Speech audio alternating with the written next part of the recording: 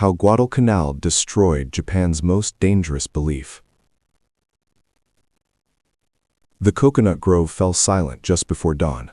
Colonel Ichiki watched the sandbar across Alligator Creek, where 917 of Japan's finest soldiers lay dead or dying. Behind him, the jungle whispered with the movements of American Marines, men his intelligence reports had promised would flee at the first banzai charge. They had not fled. In 6 brutal hours, everything the Imperial Japanese Army believed about American fighting men had begun to unravel. This is the story of that unraveling, a story written in blood on a jungle island that would become the graveyard of Japanese military doctrine. The myth that shaped an empire. To understand what died on Guadalcanal, you must first understand what lived in the hearts of Japanese commanders before August 1942. For generations, Japanese military philosophy had been anchored to a singular concept, Yamato Damashi, the spirit of Japan. This transcended mere patriotism. It was a foundational conviction that Japanese warriors possessed spiritual superiority capable of overcoming any material disadvantage. While Western nations depended on machines and industrial might, Japan relied on something no factory could manufacture, the indomitable will of men descended from the sun goddess Amaterasu herself. The stunning 1905 victory over Russia seemed to validate everything. A smaller Asian power had humiliated a European giant through sheer fighting spirit. Russian armies, backed by modern weapons and industrial capacity, had crumbled before Japanese soldiers whose apparent willingness to die was unmatched. The lesson crystallized into doctrine. Spirit triumphs over steel. Will defeats weapons. By the 1930s, this belief had hardened into absolute certainty. Japanese officers were systematically taught that Western soldiers, particularly Americans, were spiritually bankrupt.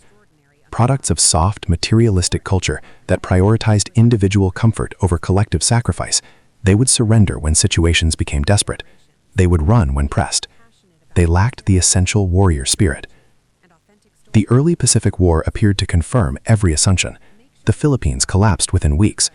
Singapore, which Churchill called Britain's worst military disaster, fell to a Japanese force half its size. At Bataan and Corregidor, tens of thousands surrendered in what became one of America's greatest military catastrophes. Across the Dutch East Indies, Hong Kong, and Burma, the pattern repeated.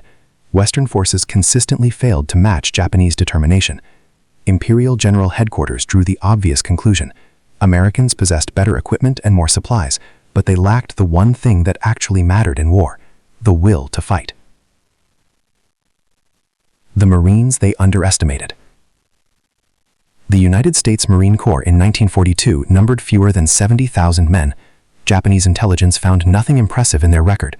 A small service poorly equipped compared to the Army, with no recent major combat experience. They had spent the interwar years fighting obscure conflicts in Central America and the Caribbean. Nicaragua and Haiti were hardly proving grounds for modern warfare. What Japanese planners missed was the transformation occurring behind closed doors. Throughout the 1930s, Marine officers had developed revolutionary doctrines for amphibious warfare. Recognizing that the coming Pacific conflict would demand the ability to assault fortified beaches, they created specialized equipment and training programs. More crucially, they cultivated a culture emphasizing individual initiative, small unit leadership, and the capacity of junior Marines to continue fighting when communications collapsed and plans disintegrated. This culture would prove decisive. Major General Alexander Vandegrift, at 54, a veteran of campaigns in Nicaragua, Haiti, and China, knew his Marines' capabilities. He also knew they had never faced anything like what awaited them in the Solomon Islands. Promised 6 months to train his division before combat, he received 3 weeks. His men were scattered across the Pacific, equipment still unloading in New Zealand. The rehearsal landing in Fiji was, in his words, a complete disaster. The 1st Marine Division itself was a patchwork of veterans and raw recruits. Many had enlisted after Pearl Harbor, driven by rage at the Japanese attack. They possessed minimal training and zero combat experience. They understood neither jungle warfare nor the diseases that awaited them. They had never encountered an enemy who preferred death to surrender. Yet on August 7, 1942, 11,000 of these Marines landed on Guadalcanal and nearby islands, achieving complete surprise. By nightfall, August 8th, they had secured their primary objective, the unfinished airfield soon to be named Henderson Field. Taking Guadalcanal proved far simpler than holding it. Abandoned. Everything collapsed on the night of August 8-9. A Japanese naval force surprised and devastated the Allied cruiser screen at the Battle of Savo Island. 4 cruisers sank in one of America's worst naval defeats. Over 1,000 sailors died. Vice Admiral Frank Jack Fletcher, fearing further losses to his carriers, withdrew the fleet, taking with it most marine supplies and equipment not yet unloaded. The Marines were bitter. Decades later, veterans spoke of the withdrawal with undimmed anger. One privately minted commemorative medal showed a hand in an admiral's sleeve dropping a hot potato into a Marine's arms, inscribed Faciat Georges, let George do it. Vandegrift's Marines were stranded. They had captured their objective, but now had to hold it with limited ammunition, limited food, and no naval support. Half their supplies remained aboard departed ships. No heavy equipment, no reinforcements coming. Alone on an island Japanese forces were already moving to retake. The jungle proved as hostile as any enemy. Oppressive heat, suffocating humidity, malaria-carrying mosquitoes swarming everywhere. Within weeks, disease would disable more Marines than Japanese bullets. But they held their perimeter. They kept working on the airfield.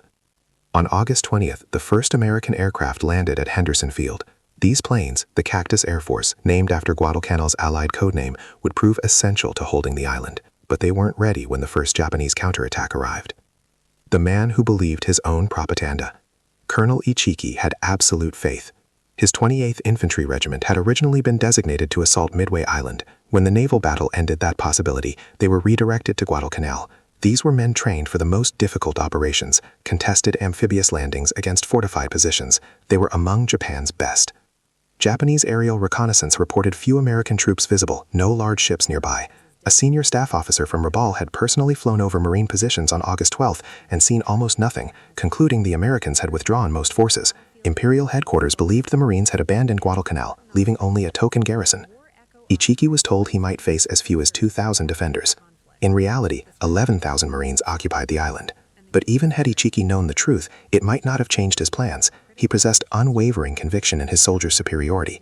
Japanese military assessments had characterized American Marines as effeminate and cowardly, lacking warrior spirit.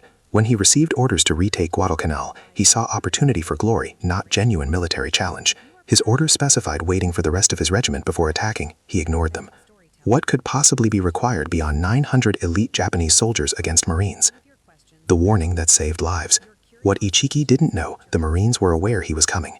Jacob Voza, a former sergeant major in the British Solomon Islands police force, had been captured by Japanese soldiers while gathering intelligence. Finding an American flag hidden in his loincloth, they demanded information about Marine positions. Voza refused. The Japanese tied him to a tree for bayonet practice. 7 times they stabbed him. Arms, throat, shoulder, face, chest, stomach. They left him to die. He did not die. Voza chewed through his ropes and crawled miles through the jungle, bleeding from his wounds. He reached Marine lines minutes before Ichiki's assault began, warding them of the approaching attack. Voza survived his wounds and continued serving alongside Marines throughout the campaign. He received the Silver Star and was made an honorary sergeant major in the Marine Corps. The sandbar. Approximately 1:30 a.m. August 21st. Ichiki launched his assault across the sandbar at the mouth of Alligator Creek, which American maps incorrectly labeled the Tenaru River. The Marines were waiting. The first wave of Japanese soldiers charged across the sandbar screaming, "Banzai," bayonets fixed, expecting Americans to flee in terror. This was protocol. This was how it always worked. What happened next shocked the Japanese soldiers who survived. The Marines did not run. They did not surrender. They did not panic before a determined night assault. Instead, they held positions and poured devastating fire into attacking waves. Machine gun positions along the creek opened with withering accuracy. Water-cooled 300 caliber guns manned by extensively trained Marines cut through assault waves. Japanese soldiers fell by dozens, then hundreds. The sandbar became a killing ground. Ichiki had expected Americans to break when they saw Japanese soldiers charging with fixed bayonets, screaming battle cries. This was what always happened. Western troops could not withstand the psychological pressure of a banzai charge. Their nerve would fail. The Marines did not flee. Artillery batteries that had pre-registered targets before nightfall dropped shells directly on assault formations. The accuracy of American fire astounded surviving Japanese officers. Every approach route seemed covered. Every advance met coordinated fire. When Japanese soldiers reached Marine lines, they encountered close combat matching their own ferocity. Marines fought with rifles, pistols, bayonets, bare hands.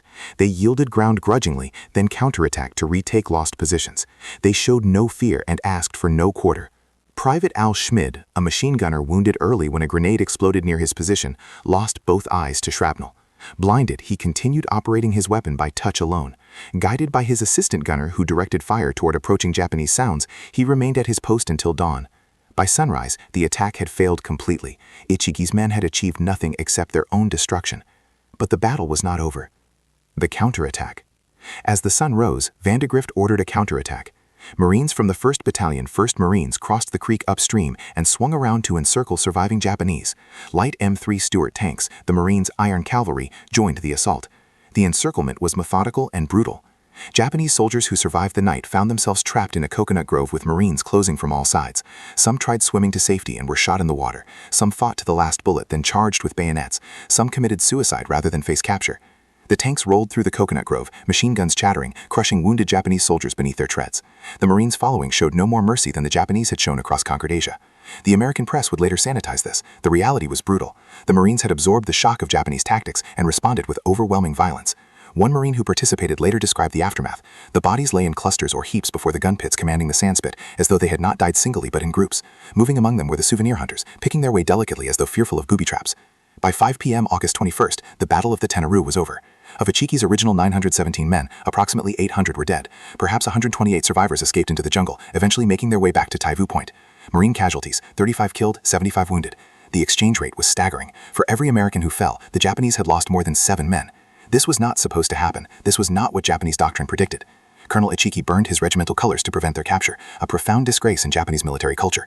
He then either died fighting in the final stages or committed ritual suicide shortly thereafter. Accounts differ. What is certain, he did not survive to explain why his assault had failed so catastrophically. The denial. When news of the Ichiki detachment's destruction reached Rabaul, Japanese commanders reacted with disbelief. The reports had to be wrong. A Japanese infantry regiment could not have been annihilated by American Marines. This was simply impossible.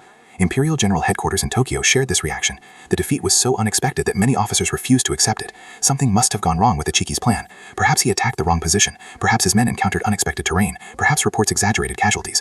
The Marines themselves could not have been the problem. Some Japanese officers later expressed frustration at this denial. Imperial General Headquarters continued belittling the enemy on Guadalcanal, assuming that once Japanese forces landed successfully, Marines would surrender. This underestimation would prove catastrophic. Instead of reassessing assumptions about American fighting capability, Japanese commanders concluded Ichiki had simply sent too few men.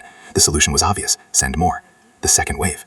Major General Kiyotoke Kawaguchi was given command of the next attempt to retake Henderson Field. He would lead approximately 6,000 men from the 35th Infantry Brigade, a veteran unit that had fought successfully in Borneo and the Philippines. Kawaguchi himself had a reputation as an unconventional thinker, a commander willing to question orders and adapt to circumstances. His soldiers respected him. He was known to be unusually solicitous of his men's welfare. Surely this force would succeed where Ichiki had failed. Surely Kawaguchi's experience and tactical flexibility would overcome whatever advantages the Marines possessed. Kawaguchi was more thoughtful than Ichiki. He studied reports from the Tenaru carefully. He understood Marines were better prepared than expected. He understood a frontal assault across open ground would be suicide. But he still believed a properly planned night assault from an unexpected direction would overwhelm them. His plan was sophisticated. Instead of attacking across obvious approaches the Marines had fortified, Kawaguchi would march his men through jungle to attack from the south, where the perimeter was more lightly defended. A ridge running toward Henderson Field provided a natural avenue of approach. If his men could seize that ridge in a surprise night attack, they could pour through the breach and overrun the airfield before Marines could react. The ridge had no name in September 1942. After the battle, it would be called Edson's Ridge, or Bloody Ridge. The March Through Hill. Kawaguchi landed his forces on Guadalcanal in late August and early September, delivered by destroyers and barges running the gauntlet of American air attacks. The approach march through jungle proved far more difficult than anticipated. His men struggled through terrain seemingly designed to destroy military formations. Trails disappeared, streams blocked routes.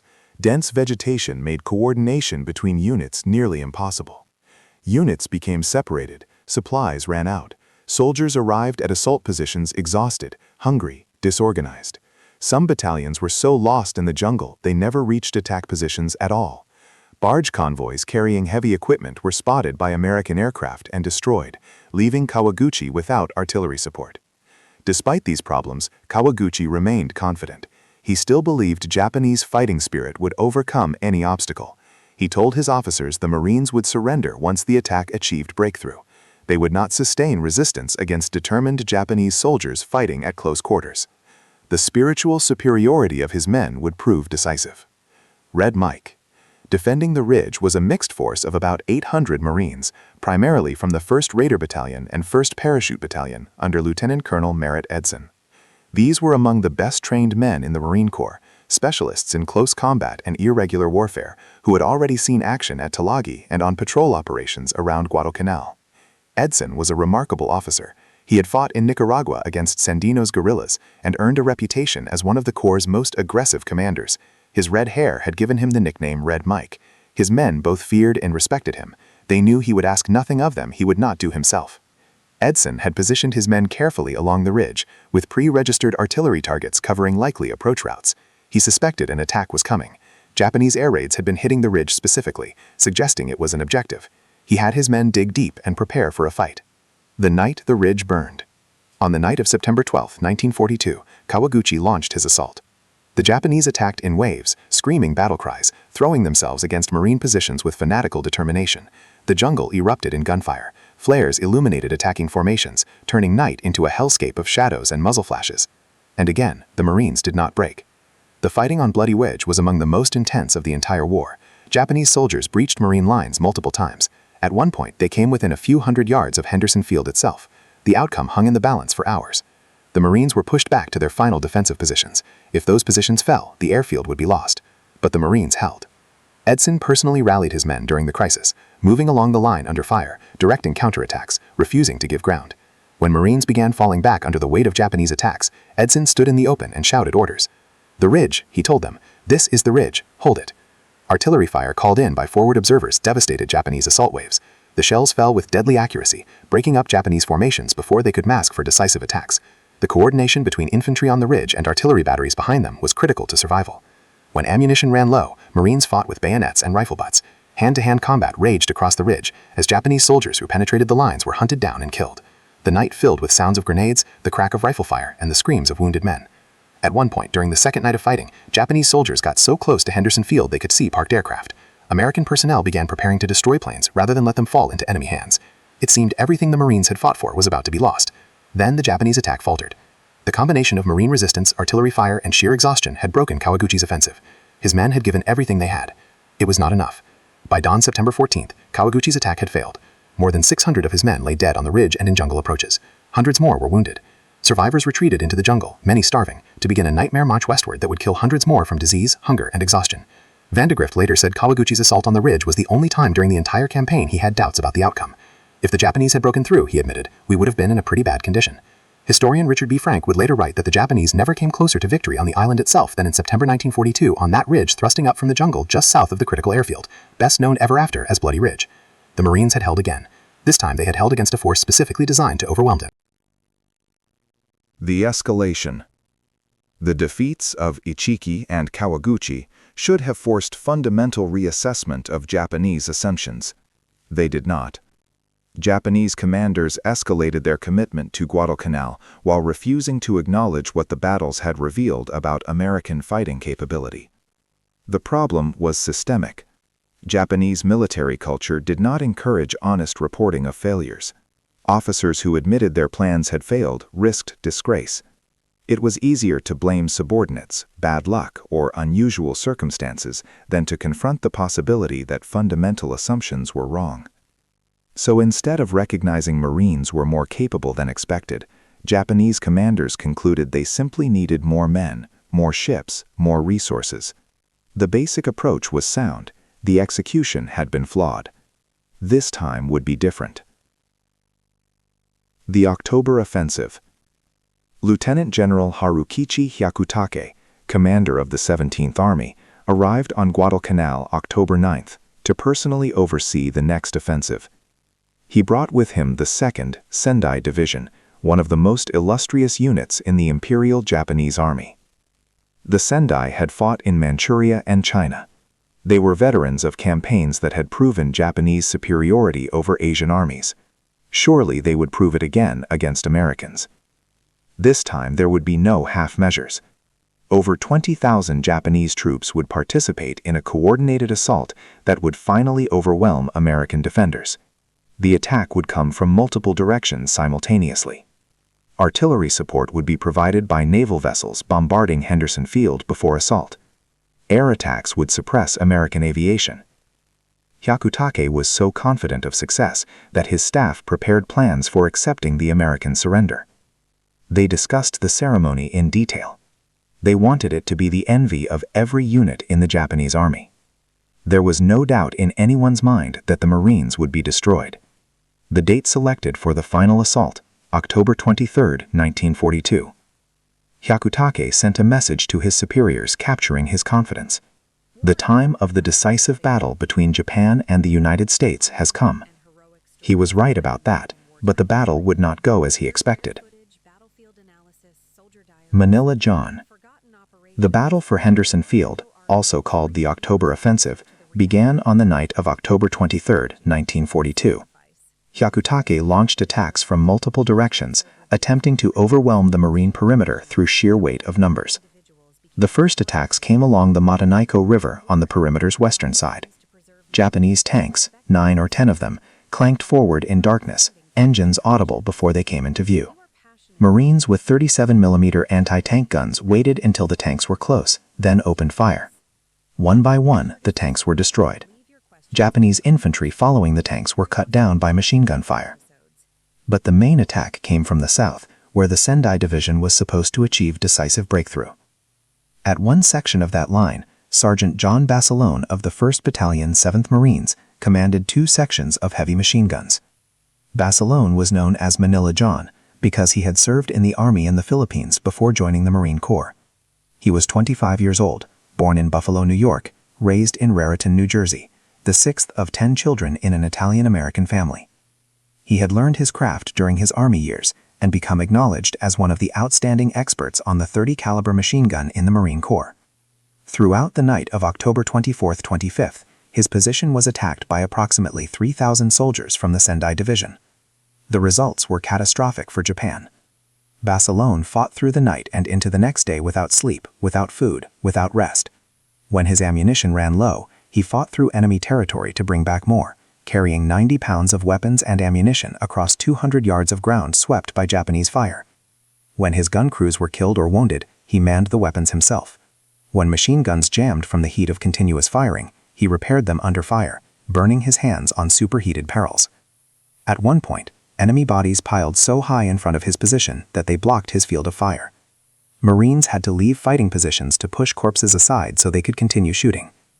Private First Class Nash Phillips, who lost a hand during the battle, later described Basilone visiting him at the medical tent. He was barefooted, and his eyes were red as fire.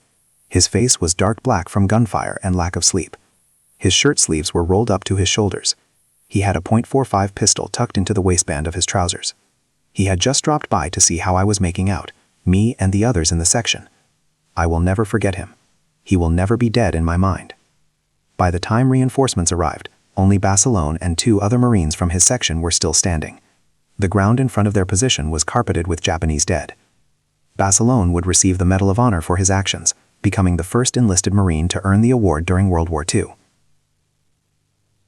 The question that revealed everything. Similar scenes played out across the Marine perimeter that night. At another position, Lieutenant Colonel Louis Chesty Puller commanded the 1st Battalion 7th Marines.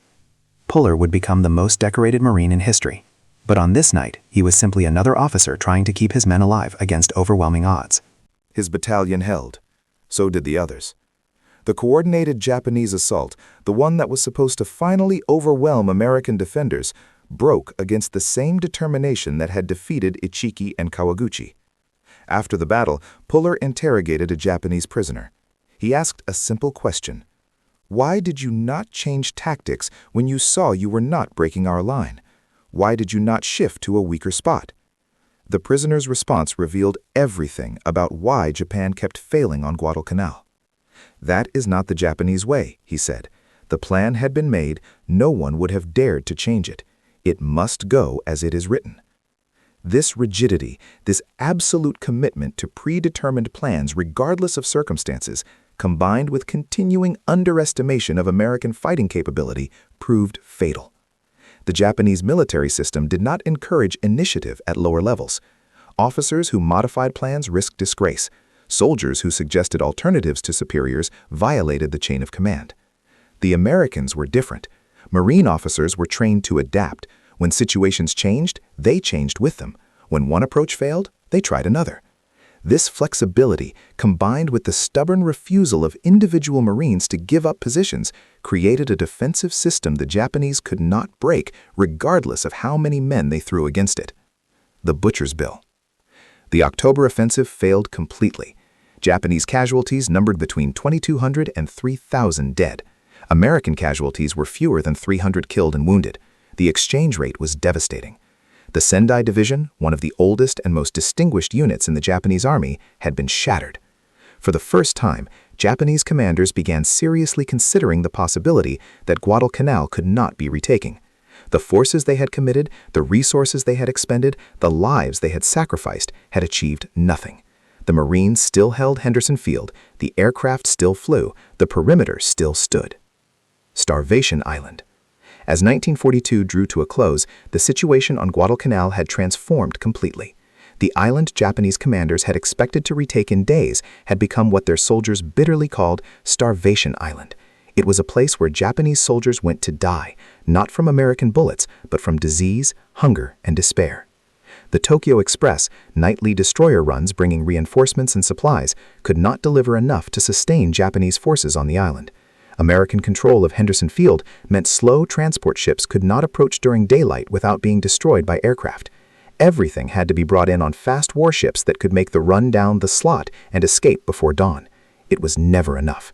Drums and bags of supplies that destroyers threw overboard often floated away before starving soldiers could retrieve them. American air attacks sank supply ships. PT boats harassed the Tokyo Express. Each night, fewer supplies reached troops ashore. Japanese soldiers resorted to eating roots, grass, and the bark of trees. They suffered malaria, dysentery, beriberi, and a host of tropical diseases their medical system was unprepared to treat. Men who had been strong warriors weeks before became walking skeletons, too weak to fight, too weak to retreat. They developed their own grim method of determining how long a man might survive on the island. He who can rise to his feet has 30 days left to live. He who can sit up has 20 days left. He who must urinate lying down has 3 days. He who cannot speak has 2 days. He who cannot blink his eyes will be dead at dawn. They watched helplessly as American planes flew overhead from the airfield they had been unable to capture. They saw American ships delivering supplies to Marines while their own forces starved. They heard the sounds of American artillery, American bombers, American machine guns, and they knew that everything their commanders had promised them was a lie. The breaking point. The psychological impact on Japan extended far beyond soldiers dying in the jungle. For the first time in the Pacific War, Japanese forces had been fought to a standstill by Americans. For the first time, the myth of Japanese invincibility had cracked. By December, General Hayakate was desperate. On December 23rd, he sent a message to Tokyo that captured the reality on the ground. No food available, and we can no longer send out scouts. We can do nothing to withstand the enemy's offensive. 17th Army now requests permission to break into the enemy's positions and die an honorable death rather than die of hunger in our own dugouts. Admiral Isoroku Yamamoto, commander of the combined fleet, wrote to Vice Admiral Gunichi Mikawa that the situation on Guadalcanal Island was very serious, much more serious than the Japanese confronted in the Russo-Japanese War when they had to occupy Port Arthur before the approach of the Baltic Fleet to Far Eastern waters. This was an extraordinary comparison. The siege of Port Arthur in 1904-1905 had been one of the most difficult and costly campaigns in Japanese military history. For Yamamoto to compare Guadalcanal to that desperate struggle revealed how completely the campaign had exceeded all expectations. The evacuation. The Japanese eventually withdrew from Guadalcanal in early February 1943. Operation K, as it was called, was one of the most successful evacuation operations of the war. Over 3 nights, Japanese destroyers spirited approximately 10,600 surviving troops off the island under the noses of American forces. They left behind over 14,000 dead from combat and another 9,000 who had perished from disease and starvation. For every American killed on Guadalcanal, the Japanese lost nearly 10 men. And those who escaped were broken, many suffering from conditions that would never fully heal. Major General Kiyotake Kawaguchi, the commander who had failed at Edson's Ridge, had seen firsthand how the campaign had consumed Japan's finest units. He understood better than most what the losses meant for Japan's future in the Pacific. He was not exaggerating. Guadalcanal had consumed some of Japan's best units. The Sendai Division, the Ichiki Regiment, the Kawaguchi Brigade, all had been shattered against Marine defenses. The pilots and aircrew lost in air battles over the island were irreplaceable. The ships sunk in waters around Guadalcanal in battles with names like Savo Island, the Eastern Solomons, Cape Esperance, and the Naval Battle of Guadalcanal represented a hemorrhage of naval power that Japan could not sustain. But the most important loss was invisible. The death of a belief. It was the destruction of a belief. The Marines who fought on Guadalcanal had proven something Japanese commanders had believed impossible. Americans could fight. Americans could hold their ground. Americans could match Japanese ferocity and determination in close combat. The spiritual superiority that was supposed to guarantee Japanese victory simply did not exist. This realization spread through the Japanese military establishment with devastating effect. In the Solomons, in New Guinea, in every subsequent campaign of the Pacific War, Japanese commanders would face opponents who would not break, would not surrender, would not run. The tactical implications were profound. Japanese commanders could no longer assume aggressive night attacks would cause American lines to collapse. They could no longer count on spiritual superiority to overcome material disadvantages. They had to fight Americans as equals. And in that kind of fight, American industrial production and logistical superiority would prove decisive. The legacy. The Marines themselves had not set out to disprove Japanese ideology. They were simply doing what they had been trained to do. But in holding Henderson Field against repeated Japanese assaults, they had shattered one of the most dangerous assumptions in modern military history. The consequences would echo through every battle that followed. Major General Alexander Vandegrift received the Medal of Honor for his leadership on Guadalcanal. President Franklin Roosevelt presented the medal to him in a ceremony at the White House in February 1943. Vandegrift would later become the 18th Commandant of the Marine Corps and the first Marine to hold the rank of 4-star general while on active duty. Lieutenant Colonel Merritt Edson, who commanded the defense of Bloody Ridge, also received the Medal of Honor. The ridge itself bears his name to this day, a permanent memorial to the 800 Marines who held it against waves of Japanese attackers. Sergeant John Basilone became a national hero. When he received the Medal of Honor, he said something that captured the spirit of the Marines on Guadalcanal. "Only part of this medal belongs to me. Pieces of it belong to the boys who are still on Guadalcanal." He was offered a commission and a stateside posting, opportunities to sit out the rest of the war in safety while selling war bonds. He turned them down. He requested to return to combat. On February 19, 1945, he was killed on the first day of the invasion of Iwo Jima while single-handedly destroying a Japanese blockhouse and then guiding a tank through a minefield under heavy fire. He was posthumously awarded the Navy Cross, becoming the only enlisted Marine in World War II to receive both the Medal of Honor and the Navy Cross. He is buried in Arlington National Cemetery. Guadalcanal. The 1st Marine Division, the unit that had borne the brunt of the Guadalcanal campaign, was so ravaged by combat and disease that it had to be withdrawn from the Pacific for months of recovery. When the division was declared combat ready again, it went on to fight at Cape Gloucester, Peleliu, and Okinawa. The word Guadalcanal appears on its shoulder patch to this day. The division's nickname, the Old Breed, comes from the men who fought there. Today, that shoulder patch is a red numeral 1 on a blue diamond with the Southern Cross constellation and the word Guadalcanal beneath it.